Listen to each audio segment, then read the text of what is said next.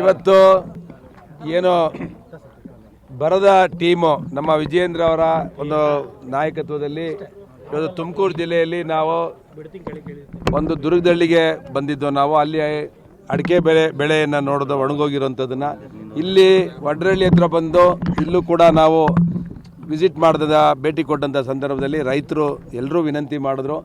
ಬಿತ್ತನೆ ಆಗಿ 1 ತಿಂಗಳಾಗಬೇಕಾಗಿತ್ತು ರಾಗಿ ಮತ್ತು ಶೇಂಗಾ ಕಡಲೆಕಾಯಿ. ಆದರೆ 1 ತಿಂಗಳಿಂದ ಮಳೆ ಬರದಲ್ಲೇ ನಾವು ಬಿತ್ತನೆ ಮಾಡಿಲ್ಲ. ನಾವು ಬರೀ ಆಕಾಶ ನೋಡ್ತಾ ಇದ್ದೇವೆ. ನಮ್ಮ ದೇಶಕ್ಕೆ ಅನ್ನ ಹಾಕೋನು ಅನ್ನದಾತ ರೈತ. ಅವನು ಚೆನ್ನಾಗಿದ್ದರೆ ದೇಶ ಚೆನ್ನಾಗಿರುತ್ತೆ.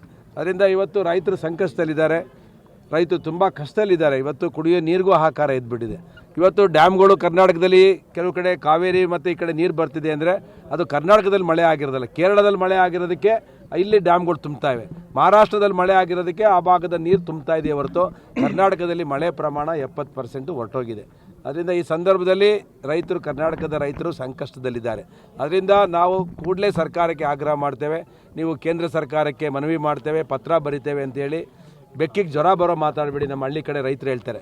ಕೂಡಲೇ ಇವತ್ತು ರೈತರಿಗೆ 10,000 ಕೋಟಿ ಬಿಡುಗಡೆ ಮಾಡಿ ಆಮೇಲೆ ಕೇಂದ್ರ ಸರ್ಕಾರಕ್ಕೆ ನೀವು ಮನವಿ ಕೊಡಿ. ಅಲ್ಲಿ ಕೇಂದ್ರ ಸರ್ಕಾರದ ಒಂದು ಟೀಮ್ ಬಂದು ಅಧ್ಯಯನ ಮಾಡೋದ್ರೊಳಗಡೆ ಇನ್ನೂ 6 ತಿಂಗಳಾಗುತ್ತೆ. 6 ತಿಂಗಳೊಳಗಡೆ ರೈತರು ಸತ್ತೋಗ್ತಾರೆ. ಇವತ್ತು ತಾತ್ಕಾಲಿಕವಾಗಿ ಒಂದು ಪರಿಹಾರ ಕೊಟ್ಟು ರೈತರಿಗೆ ಮನಸ್ಸನ್ನು ಗೆಲ್ಲುವಂಥದ್ದನ್ನು, ರೈತರ ಅನ್ನದಾತನ ಹೃದಯವನ್ನು ಗೆಲ್ಲುವಂಥ ಕೆಲಸವನ್ನು ಡಿ ಕೆ ಶಿವಕುಮಾರ್ ಅವರು ಮಾಡಬೇಕು. ಅದರಿಂದ ಇವತ್ತು ಕೃಷಿ ಮಂತ್ರಿಗಳು ಇಲ್ಲ, ತೋಟಗಾರಿಕೆ ಮಂತ್ರಿಗಳು ಇಲ್ಲ, ಕಂದಾಯ ಸಚಿವರು ಇವರು ಕಾಗದ ಬರಿತೀನಿ ಅಂತಾರೆ. ನಮ್ಮಲ್ಲಿ DCM ಆಗಿರೋವಂಥವ್ರು, ಒಬ್ಬ ಪವರ್ಫುಲ್ DCM ಆಗಿರೋವಂಥವ್ರು ಕೂಡಲೇ ಸರ್ಕಾರಕ್ಕೆ ಡಿ ಕೆ ಶಿವಕುಮಾರ್ ಅವರಿಗೆ ಕನ್ವಿನ್ಸ್ ಮಾಡಿ 10,000 ಕೋಟಿ ಬಿಡುಗಡೆ ಮಾಡಬೇಕು ಅಂತೇಳಿ ನಾನು ಆಗ್ರಹ ಮಾಡ್ತೇನೆ.